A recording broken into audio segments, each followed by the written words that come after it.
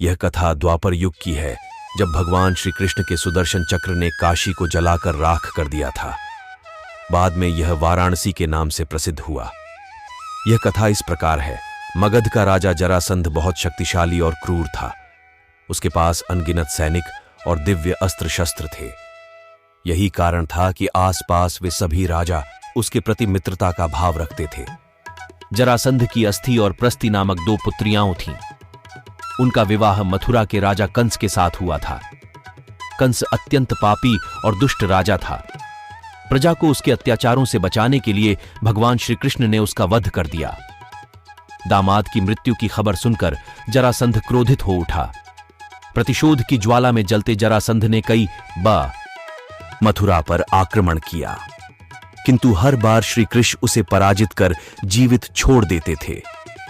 एक बार उसने कलिंगराज पौंड्रक और काशीरा के साथ मिलकर मथुरा पर आक्रमण किया, लेकिन भगवान श्री कृष्ण ने उन्हें भी पराजित कर दिया। जरासंध तो भाग निकला, किंतु पौंड्रक और काशीराज भगवान के हाथों मारे गए।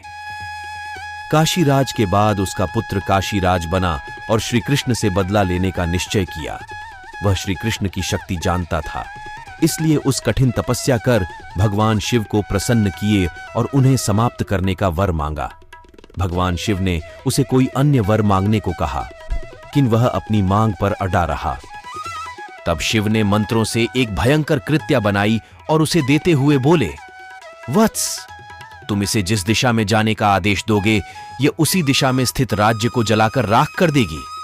लेकिन ध्यान रखना, इसका प्रयोग किसी ब्राह्मण भक्त पर मत करना, वरना इसका प्रभाव निष्फल हो जाएगा। यह कहकर भगवान शिव अंतर्धान हो गए। इधर दुष्ट कालयवन का वध करने के बाद श्री कृष्ण सभी मथुरा वासियों को लेकर द्वारिका आ गए थे। काशीराज ने श्री कृष्ण का वध करने के लिए कृत्या को द्वारिका की ओर भेजा। काशीराज को यह ज्ञान नहीं था कि भगवान श्री कृष्ण ब्राह्मण भक्त हैं, इसलिए द्वारिका पहुंचकर भी कृत्या उनका कुछ अहित न कर पाई। उल्टे श्री कृष्ण ने अपना सुदर्शन चक्र उसर्व ओर चला दिया। सुदर्शन भयंकर अग्नि उगलते हुए कृत्या की ओर झपटा। प्राण संकट में देख कृत्या भयभीत होकर काशी की ओर भागी। सुदर्शन चक्र भी उसका पीछा करने लगा। काश पहुंचकर सुदर्शन ने कृत्या को भस्म कर दिया, किंतु फिर भी उसका क्रोध शांत नहीं हुआ और उसने काशी को भस्म कर दिया। कालांतर में वारा और अस्सी नामक 2 नदियों के मध्य यह नगर पुनः बसा। वारा और अस्सी नदियों के मध्य बसे होने के कारण इस नगर का नाम वाराणसी पड़ गया।